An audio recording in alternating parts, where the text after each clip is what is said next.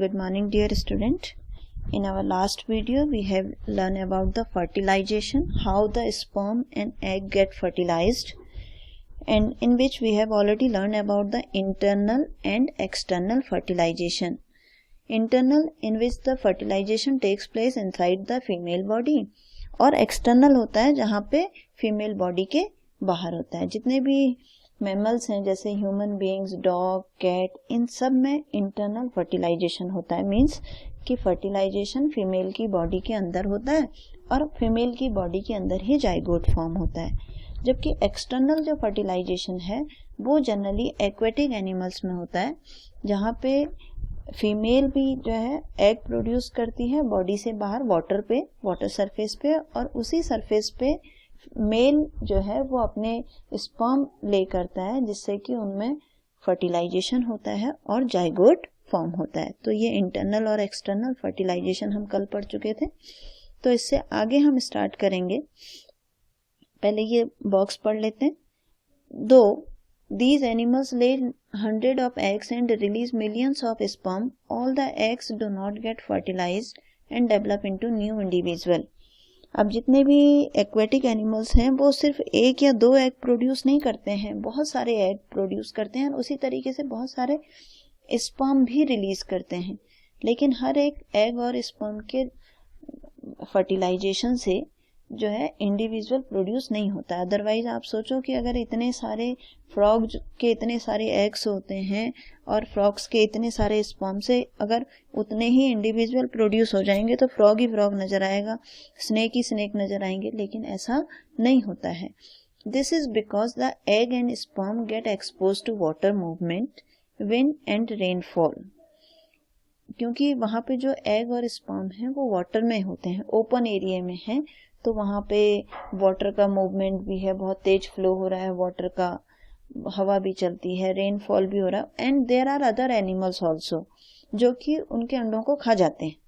ठीक है. Therefore production of large number of egg and sperm is necessary to ensure fertilization of at least a few of them.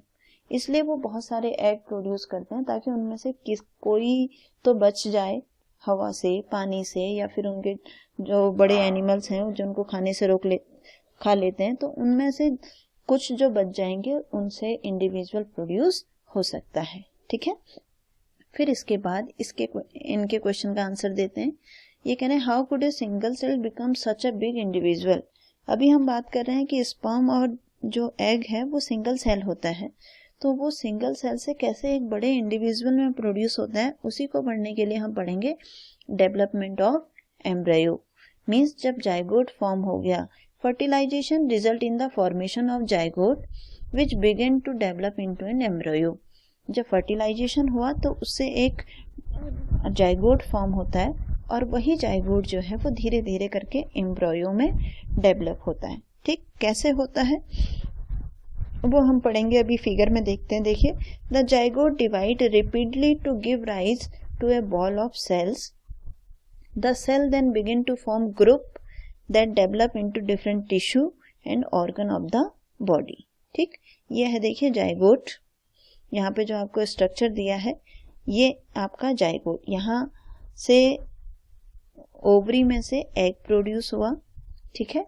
Egg produce होने के बाद यहाँ पे fertilisation हुआ और ये जाइगोट फॉर्म हो गया.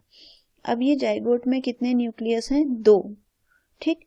ये जाइगोट यहाँ से अपने आप डिवाइड होता है. 2 से 4, 4 से 8, 8 से 16. आप देखो पूरा सीक्वेंस आपको यहाँ पे नजर आएगा. 2 से 4, 4 से 8, 8 से 16, 16 से 32, इतनी सेल्स तक का इस तरीके का स्ट्रक्चर बनता है, ये बॉल ऑफ सेल्स. ठीक.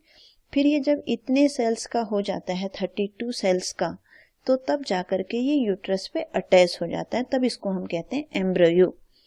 और ये ऐसा नहीं है कि ये अभी यहाँ पे इसका ग्रोथ खत्म हो गई, ये फिर अगेन ग्रोथ करता रहता है. और ये जो सेल्स हैं ये धीरे धीरे टिश्यू फॉर्म करती हैं.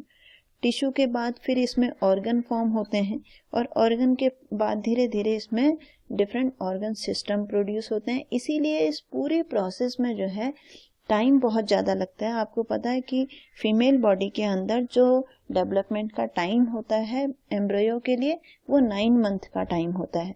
तो धीरे धीरे एक सेल वाला जो जाइगोट है वो धीरे धीरे डेवलप होते होते वो एक पूरे ऑर्गेनिज्म का रूप ले लेता है, ऑर्गेनिज्म की तरह डेवलप होता है। ठीक, और फिर उसमें body parts such as hand, leg, head ये सारे प्रोड्यूस होने लगते हैं। The stage of embryo in which all the body part can be identify is called foetus.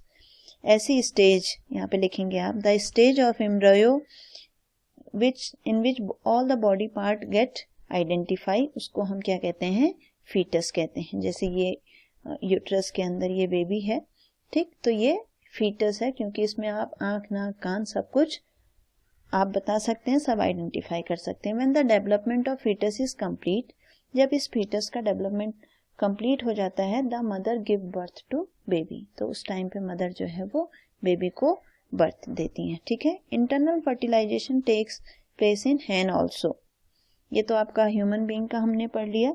अब इंटरनल फर्टिलाइजेशन जो है वो हैन में भी होता है।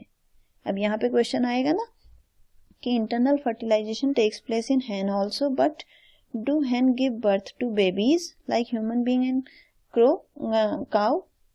जबकि जितने भी ऐसे मैमल्स हैं जहाँ इंटरनल फर्टिलाइजेशन होता है वो सब बेबी को बर्थ देते हैं, वो एग प्रोड्यूस नहीं करते हैं। बट आपको पता है कि जो हैन है वो एग देती है और उस एग से चिक जो है वो बॉर्न होते हैं। लेट अस फाइंड आउट कैसे। Soon after fertilization the zygote divide repeatedly and travel down the oviduct. As it travel down, many protective layer are formed around it. तो अब हम बात कर रहे हैं हैन के अंदर क्या होता है। ठीक है, हैन के अंदर बिल्कुल सेम प्रोसेस है, एग फॉर्म हुआ, स्पर्म के साथ फर्टिलाइजेशन हुआ, जाइगोट फॉर्म हुआ। अब जब जाइगोट फॉर्म हो गया उसमें डिवीजन हुआ फीमेल हैन की, मतलब हैन की बॉडी के अंदर ही, ठीक है, और जब वो डिवाइड होता चला जाता है तो उसके अराउंड जो है बहुत सारी प्रोटेक्टिव लेयर्स फॉर्म होने लगती हैं। ठीक, और वो प्रोटेक्टिव लेयर जैसे हार्ड सेल का रूप ले लेती हैं, जैसे हैन का एग आपने देखा है। After the hard shell is formed around the developing embryo, जैसे ही वो हार्ड सेल उसके अराउंड फॉर्म हो जाती है, हैन जो है वो फाइनली एग द लेज, ठीक है, वो उसके बाद एग को लेकर देती है, क्योंकि हैन की जो बॉडी है वो पूरा एम्ब्रियो को पूरे तरीके से डेवलप होने के लिए सपोर्ट नहीं करती है, इसलिए वो आफ्टर 3 वीक ऑफ फर्टिलाइजेशन जो है वो एग प्रोड्यूस हो जाता है और वो एग को जो है फिर उसमें से चिक प्रोड्यूस होता है। You must have seen the hen sitting on the egg to provide sufficient warmth. आपने देखा होगा कई बार जो हैन होती है वो अपने एग्स के ऊपर बैठी रहती है, जिससे कि उन एग्स को प्रॉपर हीट मिल सके, और हीट मिलेगी तो चिक का डेवलपमेंट उसके अंदर प्रॉपर तरीके से हो पाएगा।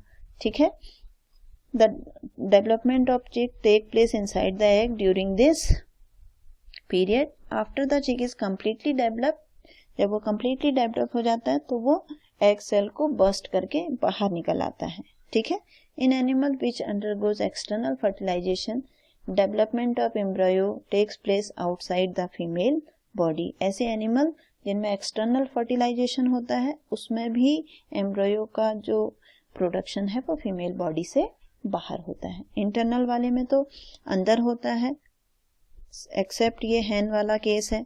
ठीक, लेकिन जहाँ एक्सटर्नल फर्टिलाइजेशन होता है वहाँ भी एम्ब्रियो बाहर ही प्रोड्यूस होता है। बाहर प्रोड्यूस कैसे होगा, जाइगोट बनेगा, जाइगोट के बाहर धीरे धीरे जब वो डेवलप होगा हार्ड कवरिंग जनरेट होने लगेगी जिसको आप एग कहेंगे, और फिर उसके बाद एग की जब हैचिंग करेंगे वो, उसके बाद उसमें से बहुत सारे इंडिविजुअल एनिमल्स निकल आएंगे। ठीक, फिर हमारा ये लास्ट आता है viviparous and oviparous animals. Viviparous, ये आप डेफिनेशन लिखेंगे यहाँ से, the animals which give birth to young ones, जो यंग वन को प्रोड्यूस करते हैं वो viviparous, and those animals which lays egg are oviparous. Example आप अपने आप इसमें लिख सकते हैं। जो एग प्रोड्यूस करते हैं ओविपेरस और जो बेबी को बर्थ देते हैं वो विविपेरस। ठीक, अभी इसमें आगे और भी बहुत सारा कुछ है, वो हम कल पढ़ेंगे। ठीक है बच्चों, थैंक यू।